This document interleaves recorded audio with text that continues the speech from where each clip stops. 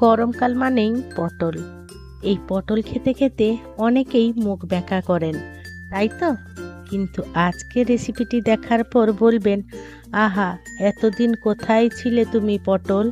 এই পটল একঘেয়েমি খেতে খেতে বিরক্তি ধরে গেছে, তাই আজকে আমরা বানিয়ে ফেলবো একদম মজাদার পটলের দোরমা। ভেতরে মশলাদার পুর, বাইরে ঘন গ্রেভি। একবার মুখে দিয়ে বলবেন, পটলকে অপমান করে বড় ভুল করেছি। এই পটলের দোরমা দেখলেই আপনার ভাবনা কিন্তু বদলাতে বাধ্য। রাজকীয় স্বাদ, একেবারে ঘরোয়া উপকরণে, খুব সহজ পদ্ধতিতে আমি করে দেখাবো। একদম বিয়ে বাড়ির স্বাদে, খেতে একেবারে অসাধারণ হয়। বন্ধুরা, পটল তো আপনারা অনেকভাবেই বানিয়েছেন, তবে আমার মতন করে যদি এইভাবে একবার বানান, আশা করছি আপনাদের ভীষণ ভালো লাগবে। যে সকল বন্ধুরা আমার এই রেসিপিটি দেখছেন, তাদের কাছে অনুরোধ করছি আমার এই ভিডিওটি সম্পূর্ণ দেখার জন্য।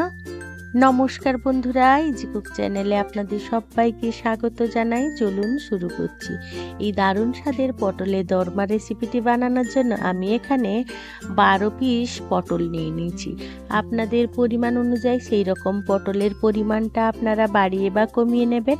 আর এই পটলের দোরমাটা বানানোর জন্য আমাদের এইরকম দেখুন একটু মোটা মোটা পেটওয়ালা পটল নিতে হবে, তাহলে আমাদের এই দোরমাটা খেতে কিন্তু ভীষণ ভালো লাগবে। আপনারা কিন্তু সব সময় চেষ্টা করবেন একটু বড় সাইজের পটল নেওয়ার। আমিও তাই নিয়ে নিয়েছি। এবারে আমি পটলগুলোকে ভালো করে চেঁচে পরিষ্কার করে নিয়েছি, অর্থাৎ পটলের যে উপরের ছালটা আছে সেটাকে আমরা চেঁচে নেব। এবারে পটলের দু সাইডটা আমাদের এক সাইড একটু অল্প কাটতে হবে, আর আরেক সাইড আমাদের ঠিক এই রকম ভাবে কেটে নিতে হবে। দেখুন, ঠিক এইভাবে যদি আমরা পটলটা কেটে নিই তাহলে খুব সুবিধা হয়। এবারে আমি পটলের ভেতরের অংশগুলো অর্থাৎ দানাগুলো আমরা বার করে নেব। এইরকম একটা চামচের পেছন দিয়ে আমরা পটলের সব নাড়িভুড়ি বার করে নেব। নাড়িভুড়ি বললাম, হাসি পাচ্ছে তো, কিন্তু এইগুলোই আমাদের কাজে লাগবে। এই পর্যায়ে কিন্তু আমাদের এই কাজটা খুব ধৈর্য ধরে করে নিতে হবে। দেখুন, আর এটা কিন্তু খুব ইজিলি হয়ে যায়। এবারে আরেকটাকে আমি দেখিয়ে দিচ্ছি। দেখুন, আমাদের এইরকম একটা পিলারের সাহায্যেও আপনারা এইভাবে পার করে নিতে পারেন। আপনাদের যেটা সুবিধা হবে সেই রকমই পার করে নেবেন। আমি এখানে দুটো পদ্ধতি দেখিয়ে দিলাম। আমি এই একই পদ্ধতি অবলম্বন করে সমস্ত পটলগুলো দানা বার করে নিয়েছিলাম। মোদ্দা কথা হচ্ছে আমাদের পটলের পেটটাকে খালি করে নিতে হবে।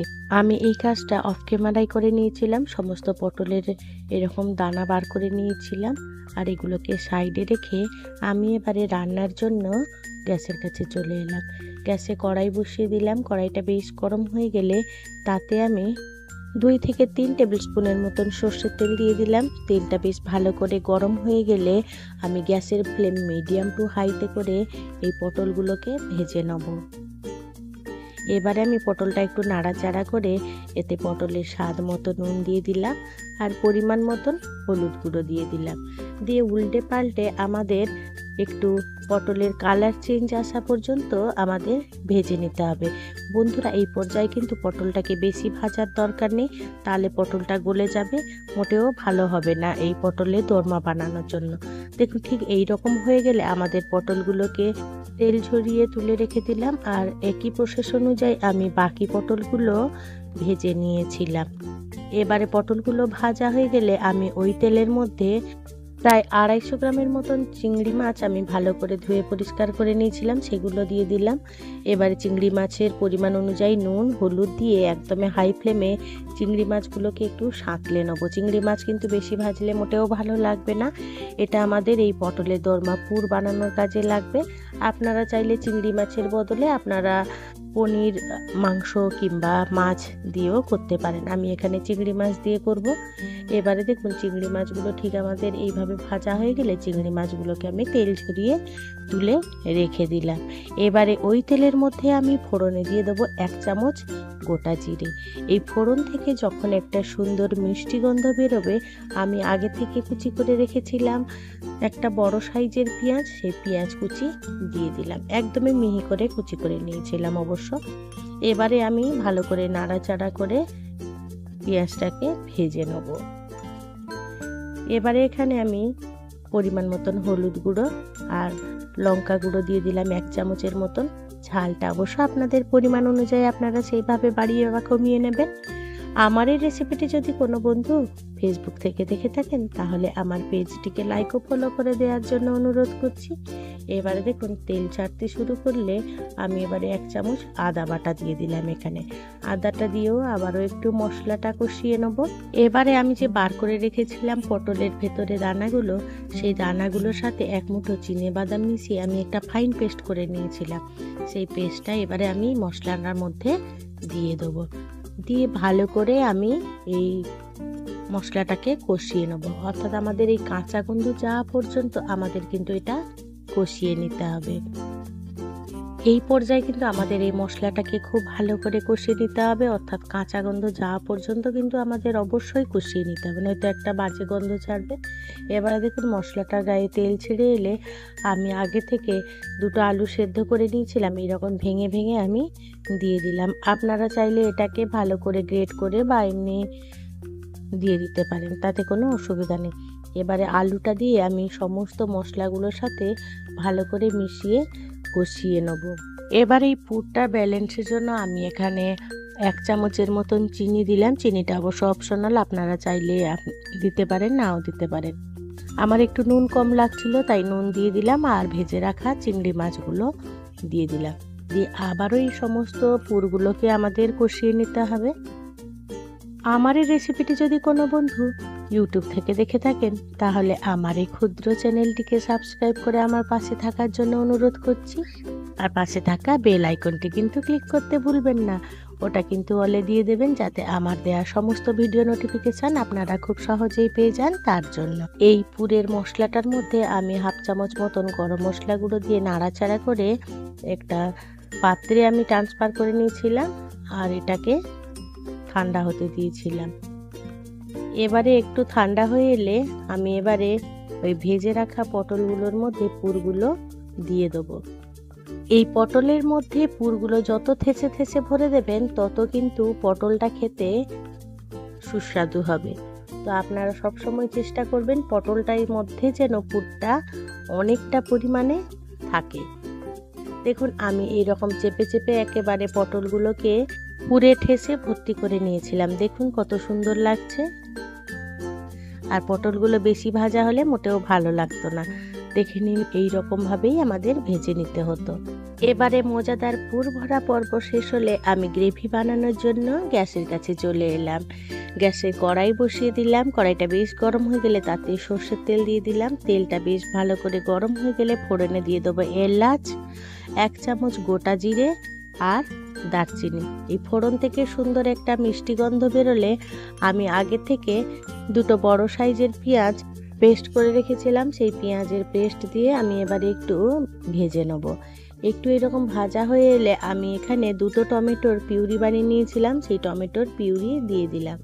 দিয়ে সমস্ত মশলাগুলোকে আমাদের ভালো করে কষিয়ে নিতে হবে। এবারে আমি তরকারির স্বাদ মতো নুন দিয়ে দিলাম আর পরিমাণ মতন হলুদ গুঁড়ো দিয়ে দিয়েছিলাম, সেটা কেন কারণে স্কিপ হয়ে গেছে।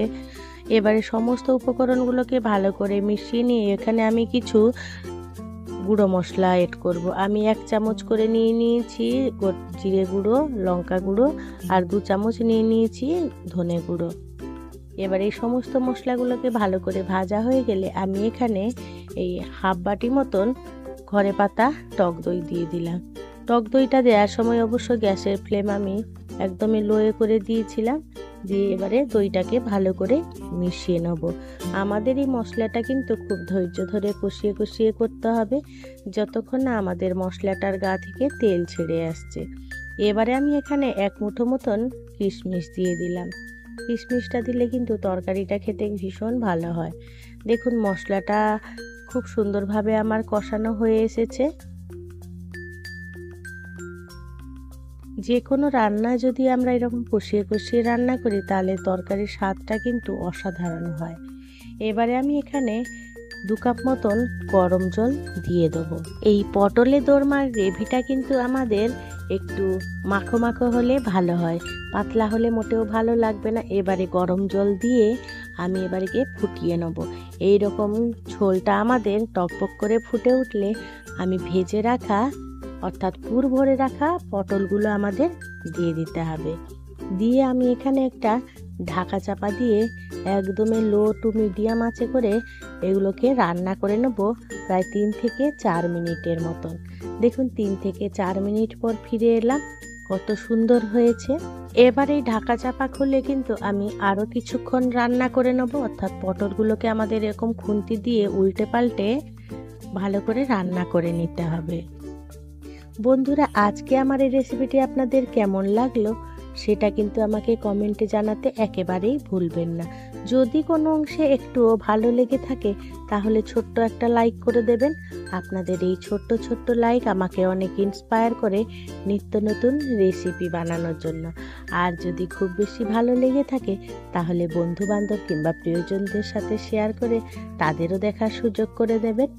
এবারে পটলগুলোকে আমি উল্টে পাল্টে আরও মিনিট 3-4 রান্না করে নিয়েছিলাম। এবারে উপর থেকে 1/2 চামচ মতন গরম মশলা গুঁড়ো আর ঘি দিয়ে একটু আবার ভালো করে মিশিয়ে নেব। বন্ধুরা, এই গরমের সিজনে কিন্তু এই পটলের দোরমা বানাতে একেবারেই ভুলবেন না, একবার অবশ্যই বানাবেন, আপনাদের কাছে সেটা অনুরোধ রইল। দেখুন কত সুন্দর হয়েছে আমার এই পটলের দোরমা রেসিপিটি। আর বন্ধুরা, আপনারা যদি আমার পদ্ধতি অবলম্বন করে বানিয়ে থাকেন তাহলে আপনাদের সেটা কেমন লাগলো অবশ্যই আমাকে কমেন্ট বক্সে জানাবেন। আমার চ্যানেলে তেল পটল, পটল পসিন্দা, পটলের রেজালা নানা রকম রেসিপি আছে। আপনারা চাইলে আমার চ্যানেলটা ভিজিট করে দেখে নিতে পারেন, কিংবা আমি সেটা আই বটনেও দিয়ে দেবো, আপনারা সেটা দেখে নিতে পারেন। এবারে আমার রান্না হয়ে গেলে আমি স্ট্যান্ডিং টাইমের মতো রেখে দিয়েছিলাম। দেখুন আমি একটা পটল তুলে দেখিয়ে দিচ্ছি, একদমই পুর বেরোয়নি আর আমার পটলটা বেশ সুন্দরভাবে হয়ে গেছে। দেখুন কত সুন্দর হয়েছে। যে সমস্ত বন্ধুরা আপনাদের মহামূল্যবান সময় দিয়ে আমার এই রেসিপিটি দেখলেন তাদেরকে জানাই অসংখ্য অসংখ্য ধন্যবাদ। আপনারা ভালো থাকবেন, সুস্থ থাকবেন। দেখা হবে পরের কোনো নিত্য নতুন রেসিপিতে।